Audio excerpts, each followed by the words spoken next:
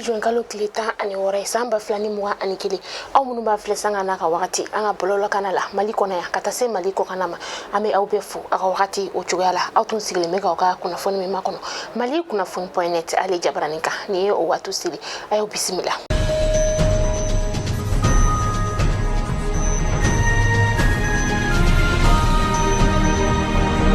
Kunnafoni daminɛna bi Union nationale des travailleurs du Mali n'o ye UNTM olu kɔni ye bagabagali ta ni ka an ka gouvernement k'ale sɛgɛrɛ k'a yira k'a fɔ k'u bɛ tile 10 ni ka o de di gouvernement kura in ma walasa u ka laɲiniw olu bɛ se ka sabati ka kɛ ni an ka ministre ɲɛmaa kura ye sa n'o ye Dr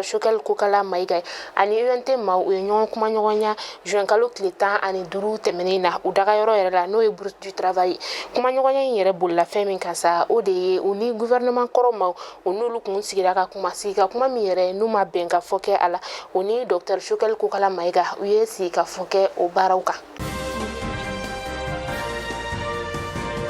Lakanabaliya ale kɔni bɛna kɛ sababu ye ka gɛlɛyaba do ɲinan sɛnɛ o kɔnɔna la kɛrɛnkɛrɛnnena sa dugu min bɛ yen nɔ ni o bɛ wele ko Boni ale bɛ Douanzan o mara la ka taa se Bura ma Bura ale bɛ Yoroso o lamini na Yoroso ale bɛ Sikaso mara o la olu duguladenw olu y'a yira k'a fɔ ko ka kɛ ni karɔgɛnɛdinɛ tigilamaw ka bagabagali ye sa maa minnu bɛ yen nɔ ni olu kɔni lajolen do kosɛbɛ sɛnɛ la olu ye u sigiyɔrɔw ni ka olu bila ka taa fan wɛrɛ fɛ o kɔnɔna la sa dugu min bɛ yen nɔ n'o bɛ wele ko Bondo ale bɛ Koro o lamini na ka taa se Sebete ma Sebete ale bɛ Banaba mara o la olu kɔni sɛnɛkɛlaw olu y'a yira k'a fɔ ko olu kɔni bɛna u ka sɛnɛ ni ka o kɛ ka sababuya kɛ olu kɔni dalen do u yɛrɛ la.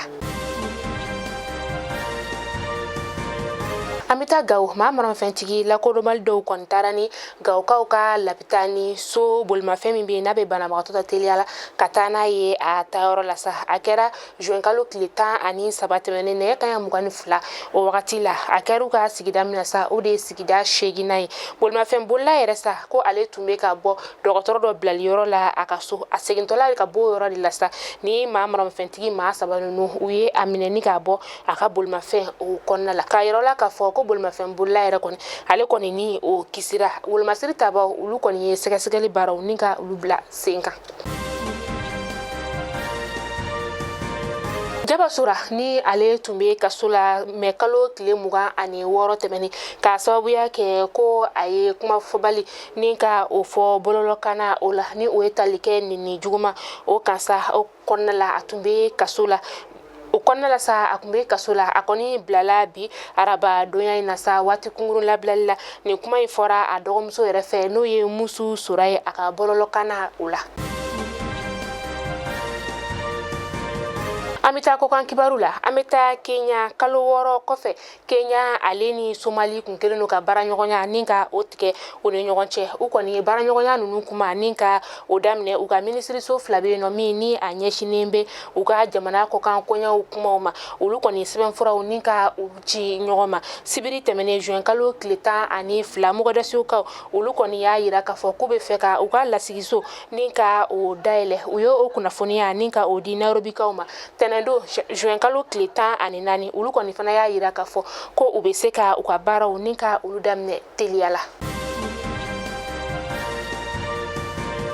Libi maa dɔw bɛ yen nɔ minnu n'olu tun kelen do ka u ka baara ni ka o ɲɛsin buna hadamaden fan dɔw olu feereli ma u ka ɲɛmaaba yɛrɛ sa n'o ye Tewel de Goitom ye ale kɔni ye ɲangira san 18 kaso a kɛra tɛnɛn tɛmɛnen na Addis Abebakaw Ethiopikaw ka jamana o kɔnɔna la olu kiritigilamaw olu fɛ ni maa in yɛrɛ sa ni b'a wele ko Walida san 2014 kana se san 2018 ma sa a kɔni tun bɛ maa minnu bɛ yen nɔ n'u bɛ maaw la tɛmɛ ka taga n'u ye tunga fɛ a tun bɛ o ɲɛmaya la Libikaw olu fɛ yen nɔ min ni a kɛra sababu ye sa ka farafinden maa caman minnu n'olu bɛ taga tunga fɛ ni ka olu bɔnɛ u nun na u ka tunga taga sira o fɛ. Mali kunnafoni jabaranin lajɛbaaw aw tulo garisɛgɛ kɛra nin kunnafoni de bi ni k'a da aw tulo kan aw ni ce aw ka lajɛliko ɲuman na aw k'an bɛn diɲɛ waati wɛrɛ.